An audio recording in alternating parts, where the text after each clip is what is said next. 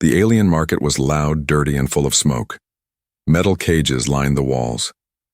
Inside them were beings from many worlds, some strong, some old, some silent, and some screaming. But in the last cage, barely noticed, sat a young alien woman.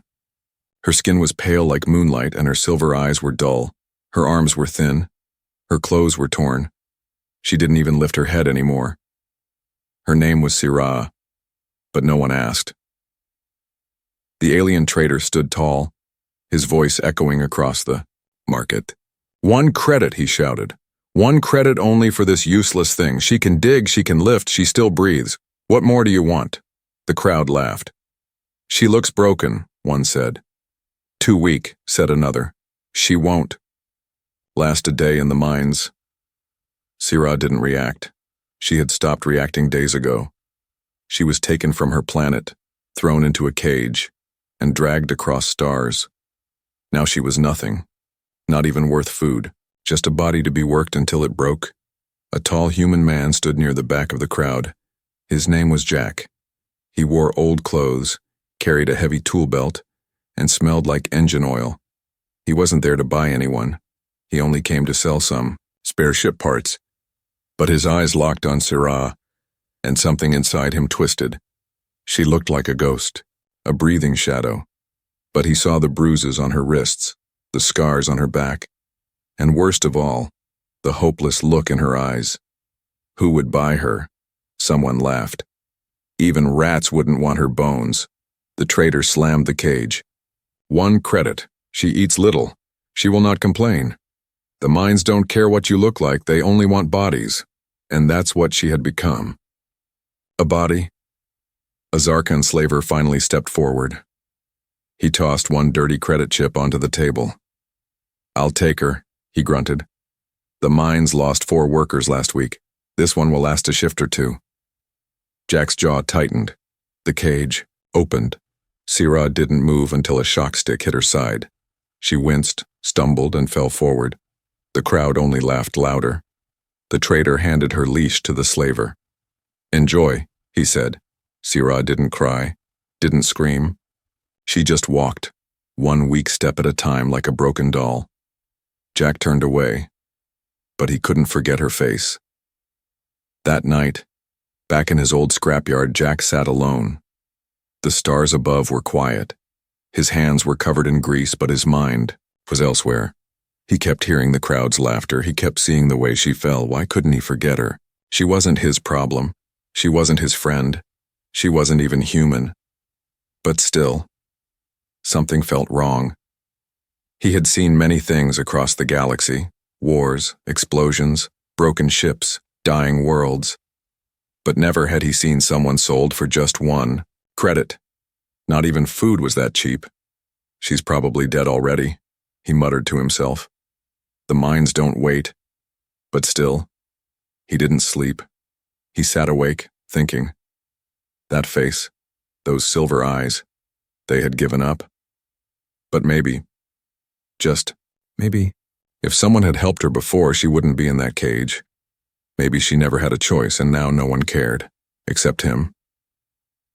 He looked at the small stack of credits on his table. Not much, but maybe enough to get past the checkpoint. Maybe enough to find the red dust mines. Maybe enough to get her out. Was he crazy? Maybe. But Jack stood up. He picked up his tool belt, and quietly, without telling anyone, he began walking toward his ship. The mines were far, dangerous, and filled with death. But somewhere in that hell was the girl sold like trash. And Jack wasn't going to forget her. Not anymore. The ship cabin was quiet, but Jack's mind wasn't. He sat in the pilot seat holding a small metal wrench. It shook in his hand. Outside the window, stars passed in, silence as his ship moved toward the red dust mines. But inside his heart there was noise, guilt, questions, memories. Why did he care so much? Why her? He had seen hundreds of slaves, beaten, broken, sold. But Sirah was different. Something about her silence screamed louder than all the others. Jack tried to forget her, but her face followed him, eyes like dying light, lips cracked from thirst, shoulders too thin to carry pain. She didn't fight when they shocked her. She didn't beg when they leashed her. She had already lost everything. And yet, she was still alive. That haunted him. He could have stopped it. He could have said something, but he didn't. He just watched. Coward, he muttered to himself. You walked away. He opened a small drawer on the console. Inside were 3 credit chips, a photo of Earth, and a small charm made of bone.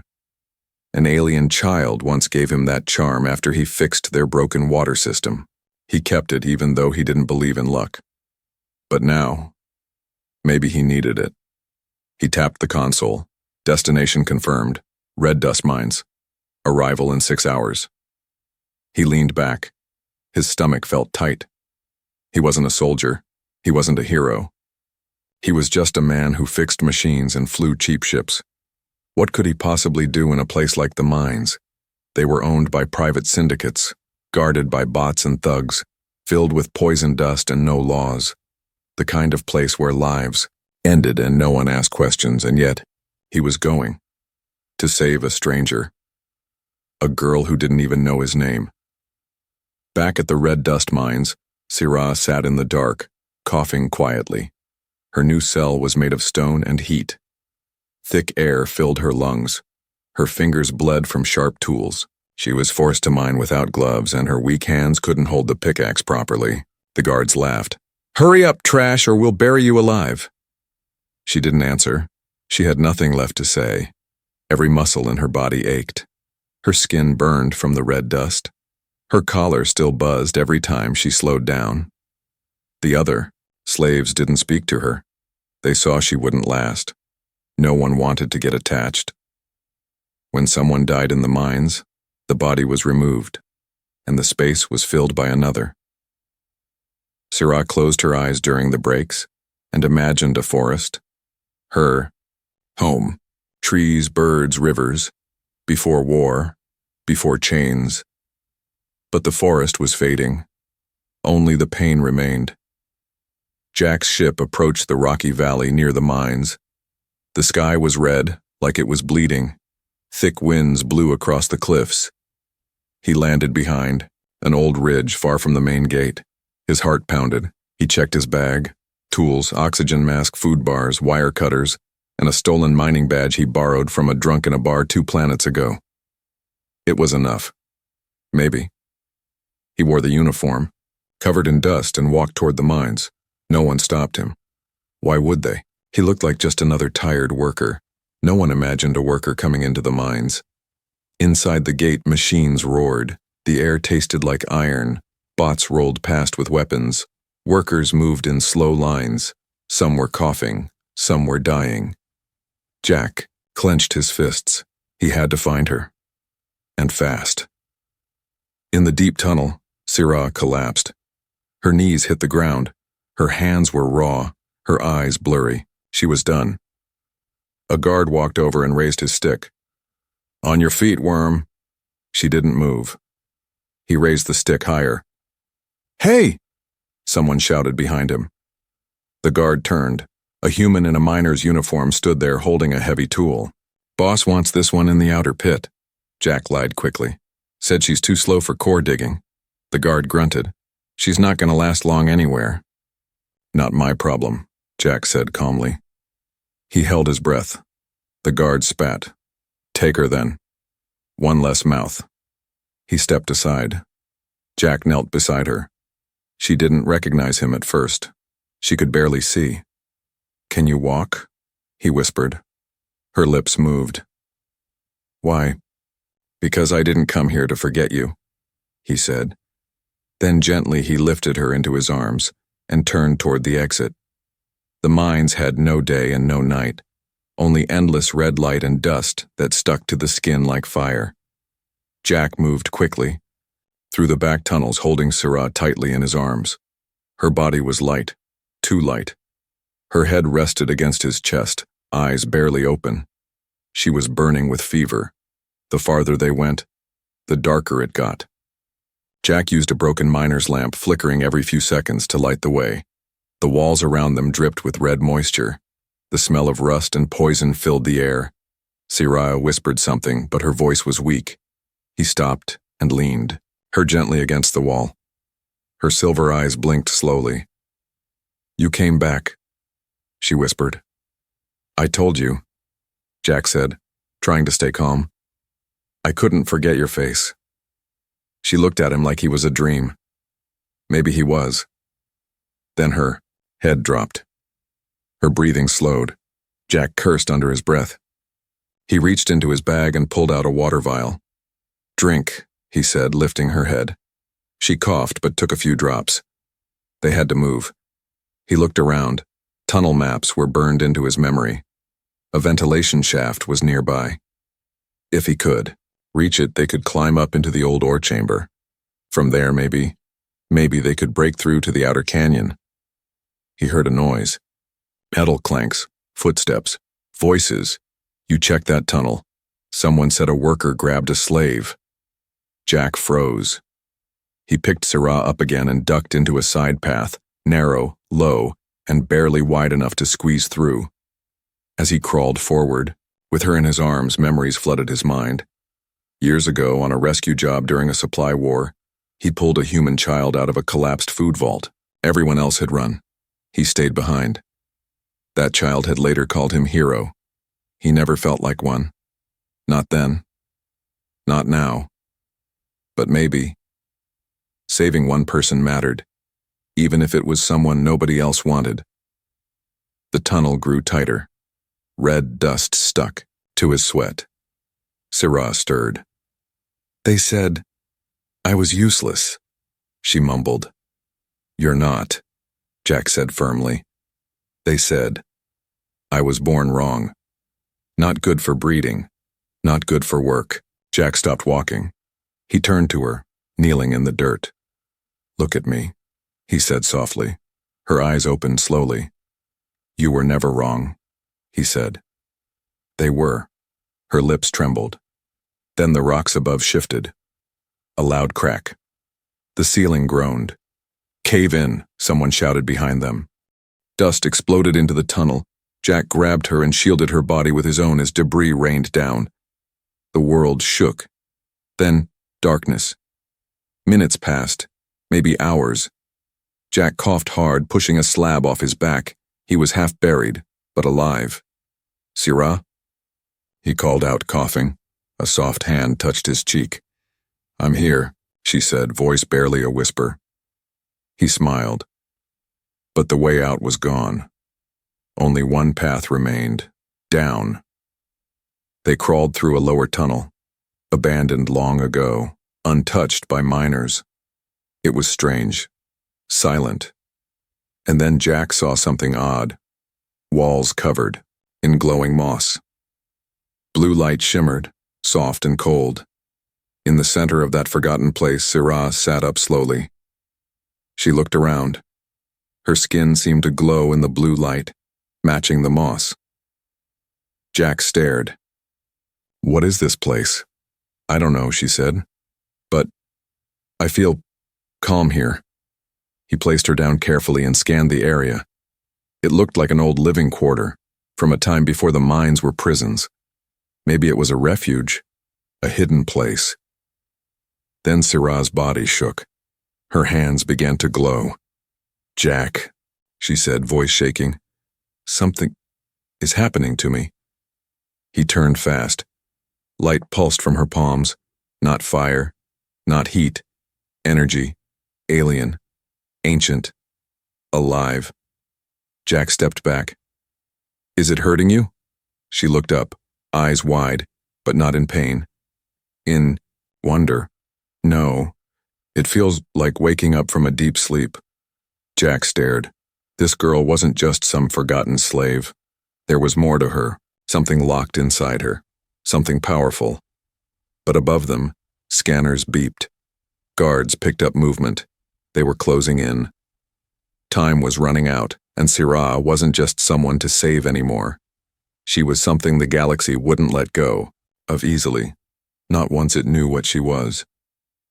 Jack stared at Syrah as her hands glowed softly in the blue light of the forgotten chamber. For a moment, everything was silent. The red dust, the shouts from above, even his thoughts.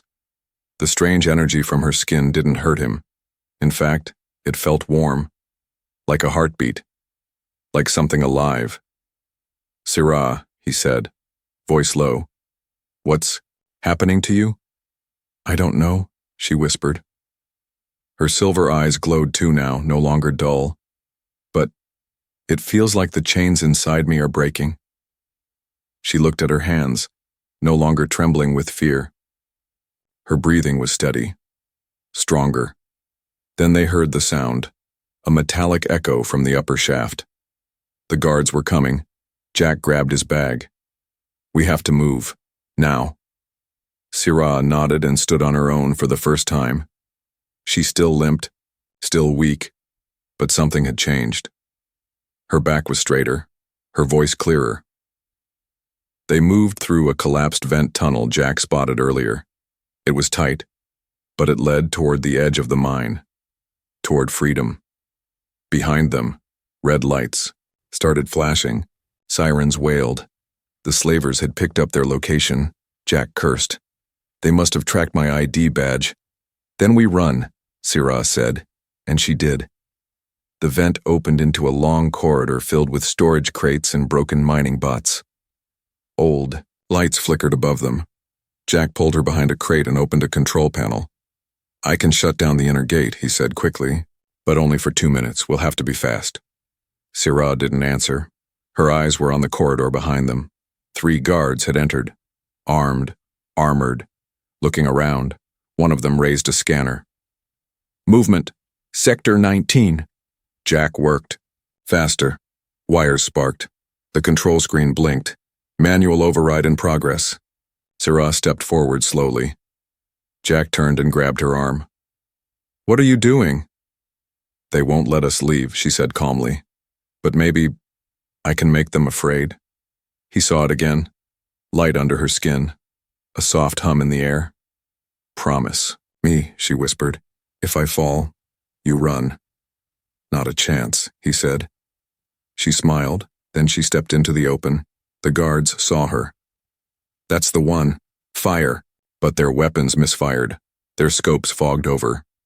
One guard shouted, "She's jamming the signal." Syrah raised her hands. The lights above burst with a sharp crack.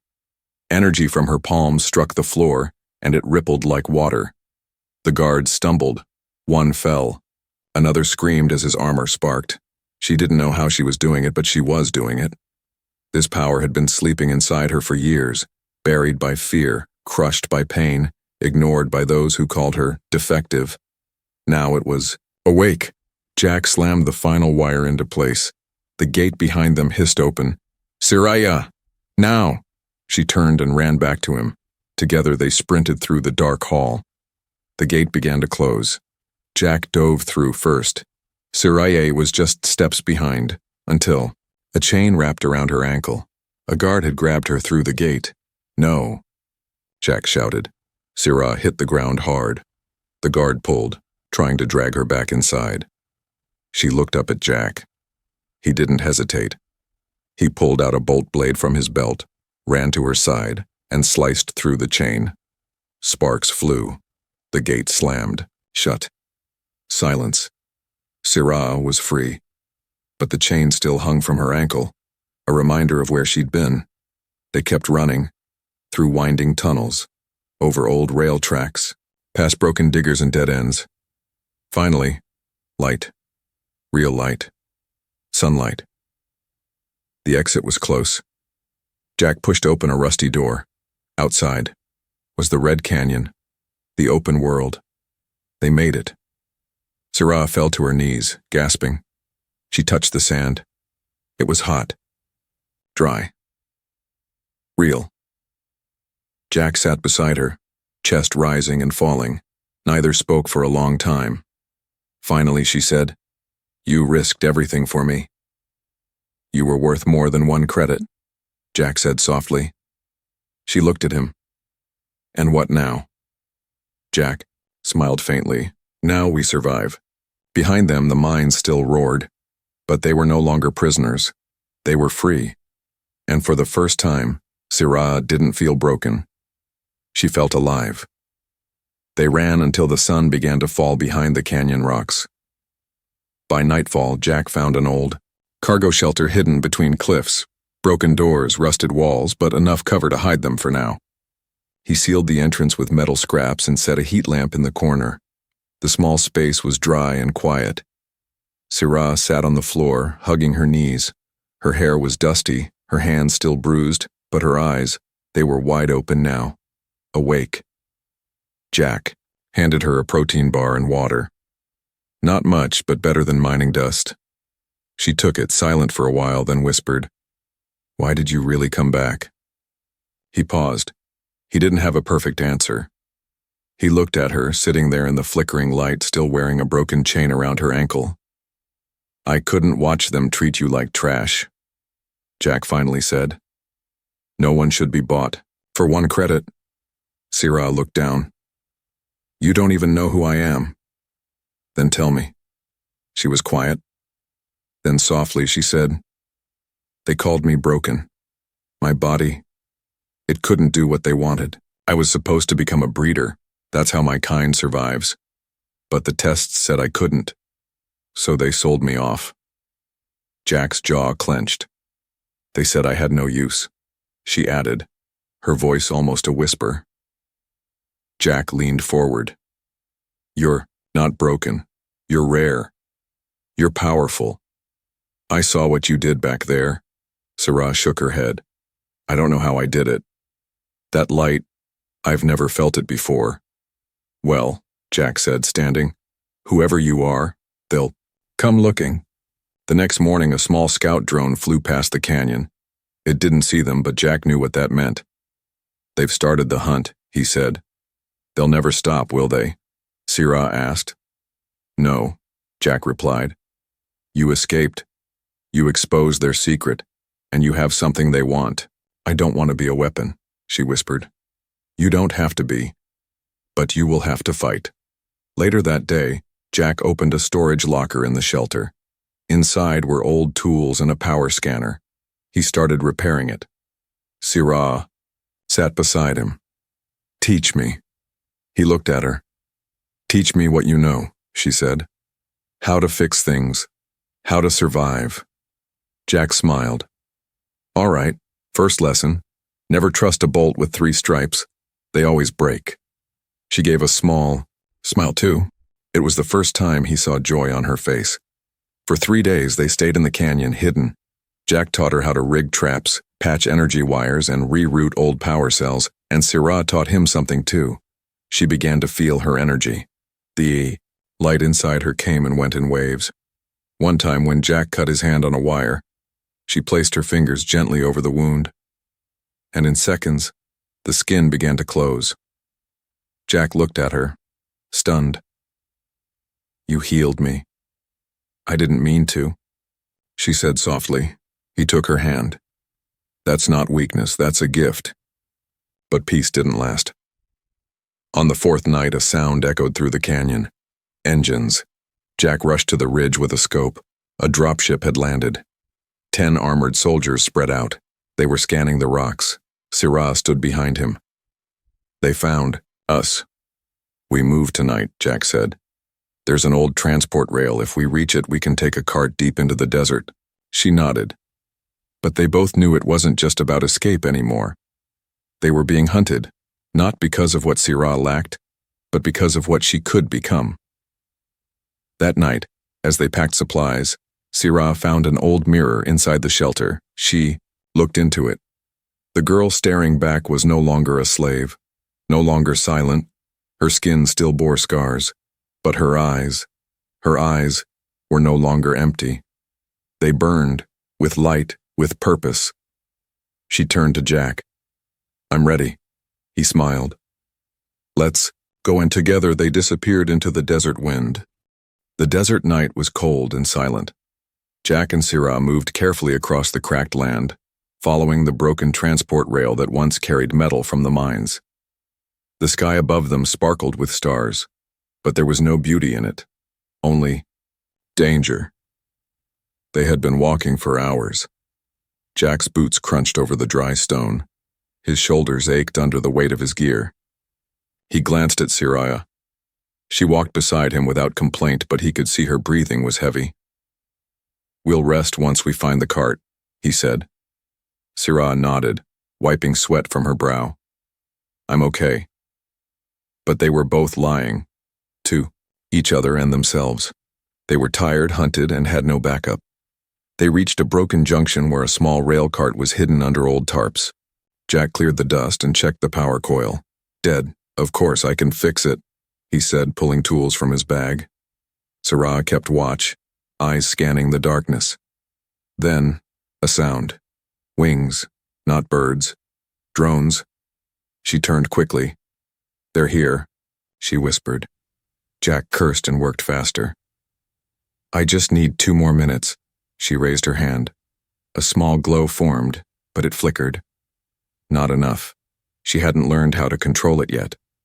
A spotlight suddenly lit up the ridge. "Target. Located!" a voice shouted from above. 3 drop drones hovered down, releasing 2 armored bounty soldiers. Sira moved in front of Jack. Her heart pounded. "Step aside!"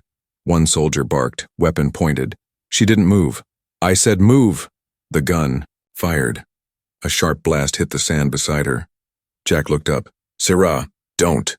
But she had already stepped forward, her arms lifted, and the light returned. But this time, different. Not soft, not slow. A burst. A flash so bright the soldiers stumbled back, screaming. Her body rose off the ground for a second, floating her, hair lifting in the wind. Jack watched in awe. Sirah's voice rang out, not loud but unshakable. "He saved me. I protect him now." The first soldier fired blindly. Sirah raised her hand. The energy formed a shield of light around her. The blast bounced off. She stepped forward again. Her palm pulsed, and a wave of force struck the soldier, sending him flying backward into a rock. The second soldier froze, eyes wide. "What are you?" She looked at him. "I'm not for sale." She opened her hand and the drone beside him exploded in a burst of sparks. He ran. Jack stared at her, still kneeling beside the cart. You just... I didn't know I could," she said, breathing hard. "But when they aimed at... it just happened." Jack stood up slowly. "You didn't protect just me. You protected yourself." She nodded, a little dazed. "It felt like... my body stopped listening to fear." He turned back to the cart, wiping sweat from his face. The coil was working now. The engine sputtered to life. Jack smiled. "We've got a ride." Sirah climbed into the cart beside him, still shaking from the power inside her. As the cart rolled forward on creaking rails, Jack looked at her and said, "They'll come harder now. Stronger." "Then I'll be stronger too," she whispered. Far behind them, in a black ship above the canyon, a masked figure watched the footage from the drones. He tapped a clawed finger against the table. "That girl was supposed to be useless," he said. Another voice replied coldly. "She's not useless. She's awakened. Send the hunters," the masked one growled. "Bring her back alive." But deep in the desert, Sirah looked at her hands, and for the first time in her life she didn't feel shame. She felt power, and she promised herself. No one would chain her again, not while she still had light in her soul. The old transport cart rattled across the desert rails, leaving behind smoke, broken bots, and the bloody trail of a failed hunt. Inside, Sirah sat beside Jack, her eyes on the horizon. The sun was rising, soft golden light touching the canyon edges like a promise. She had never seen a sunrise like this before. On her homeworld, skies were always covered with gray clouds, cold, silent. But this sunrise, it felt like a second chance. Jack leaned back, his arm bleeding from a small cut. He hadn't said much since the fight. He just watched her. This once silent, hopeless girl, now sitting like a warrior, shoulders strong, head lifted. "You okay?" he asked finally. Sirah turned to him. "I'm not sure." Jack chuckled. Good. That means you're still thinking. They both laughed quietly, like people who hadn't laughed in years. By mid-morning, the cart stopped near the edge of the desert. They had reached the hidden outpost Jack once helped build, an old place deep underground where free beings lived away from the syndicates and the wars. A metal door slid open and guards raised weapons, but when they saw Jack, they lowered them. Been a long time, Jack, the lead guard said. Jack nodded. I'm not here for repairs this time. He looked at Syrah. I brought someone who needs safety and a future. They were allowed in. The outpost was simple, dusty halls, metal floors, flickering lights, but it was safe. No collars, no shock sticks, no cages. For the first time, Syrah walked freely without looking over her shoulder. But she knew something. The world would not forget her escape. Later that day, a council of elders from the outpost sat down with Jack and Syrah. They had seen the drone footage. They had seen her power. She's not normal, one whispered. No, Jack said firmly. She's extraordinary. Syrah stood. Her voice was calm. I never asked for power. I never wanted to fight. But they chased me, chained me, and called me worthless. And when I broke free, they tried to kill the man who helped me, so I fought back. She looked around the room. I don't know what I am. I don't know where I belong. But I won't hide. The room fell silent, and then one elder stood. You don't have to hide anymore. In the days that followed, Syrah trained with Jack, fixing machines, learning maps, repairing comms. But she also trained herself. Each morning she sat alone, focusing on the strange energy inside her. It came in waves, soft, like music. Sometimes it glowed in her hands, other times it healed broken things. She wasn't a weapon. She wasn't a tool. She was alive. One night, as the stars burned above the canyon, Syrah stood on the outpost's roof. Jack joined her. Still can't sleep, he asked. She smiled. Too many dreams. He handed her a folded cloth. Inside was the broken chain from her ankle. I kept it, he said. Thought maybe you'd want to throw it into the fire. She looked at it, then shook her head. No, she said softly. I'll keep it as a reminder. Not of what I was, but of what I'll never be again. Jack smiled. She looked at him. You saved me. I just broke the door, he said. You were the one who walked out. They stood there together watching the night sky, not as savior and victim, but as equals.